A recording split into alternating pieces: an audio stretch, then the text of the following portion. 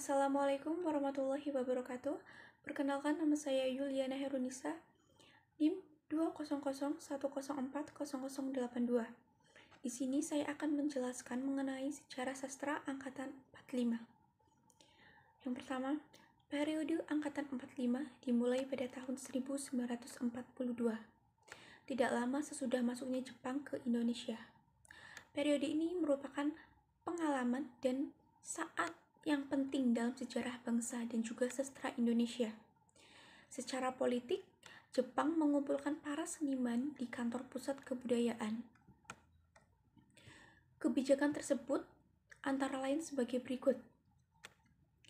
Segala macam surat kabar dan majalah dilarang terbit kecuali terbit yang serada di bawah pengawasan Jawa Shimbunkai. Pendirian kantor pusat kebudayaan yang pada dasarnya digunakan untuk menindas kebudayaan Indonesia dan sebagai alat propaganda Jepang.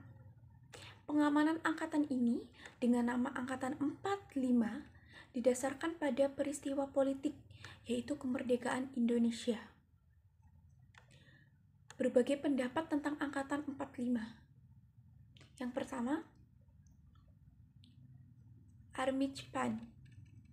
Pujangga Baru menentang adanya Angkatan 45 dan menganggap bahwa tak ada yang disebut Angkatan 45. Kemudian Sultan Takdir Ali Syahbana. Angkatan 45 merupakan sambungan dari Pujangga Baru. Theo menganggap bahwa memang berbeda Angkatan 45 dengan Angkatan Pujangga Baru, tetapi ada garis penghubung. Misalnya Armichpan dengan Balenggunya atau puncak-puncak kesusastraan Indonesia.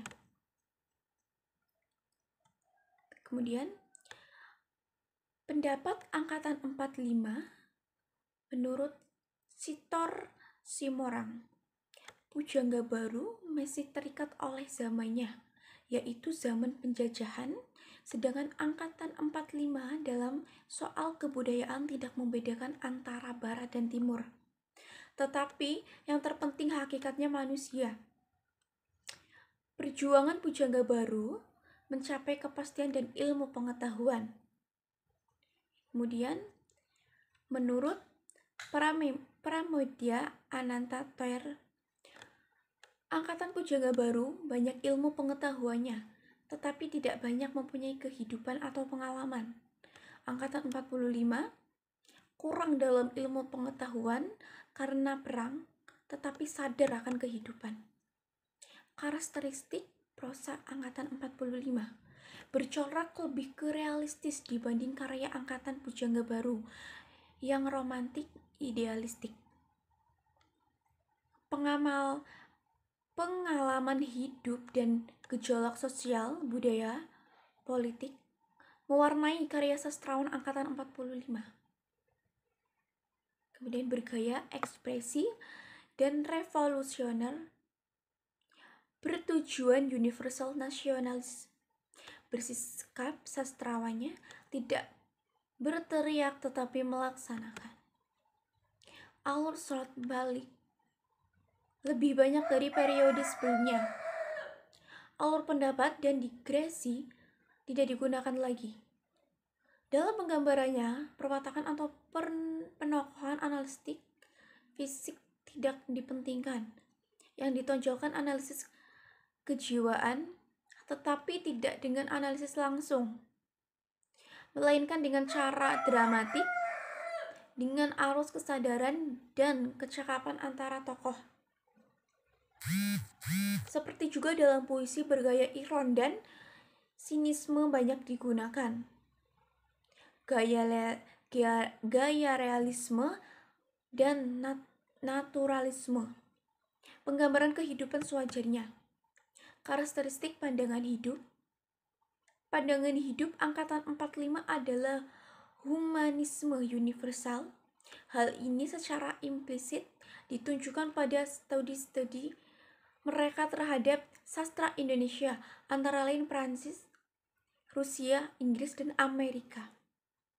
Secara eksplisit, Pandangan hidup ini diungkapkan dalam surat pernyataan gelanggang.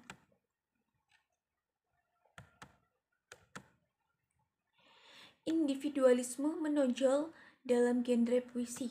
Kesadaran akan eksistensi diri terpancar kuat dalam sajak-sajak periode ini. Dalam filsafat periode ini banyak mengidentifikasikan adanya pengaruh eksistensionalisme. Tema yang dijadikan dasar cerita menggambarkan masalah kemasyarakatan, diantaranya ketimpangan sosial dalam masyarakat, kemiskinan, dan lain sebagainya.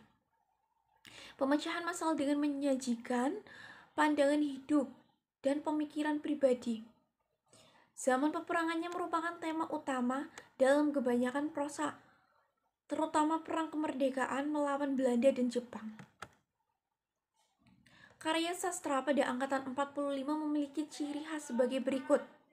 Yang pertama, bebas, artinya tidak berhubungan dengan masalah adat istiadat, tidak bertuju pada satu aturan. Yang kedua, realistik, artinya menceritakan sesuatu yang terjadi dalam kehidupan sehari-hari.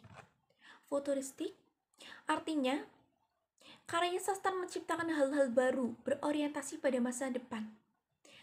Kemudian individualistik, artinya karya benar-benar menceritakan isi, perasaan, dan pikiran pengarangnya.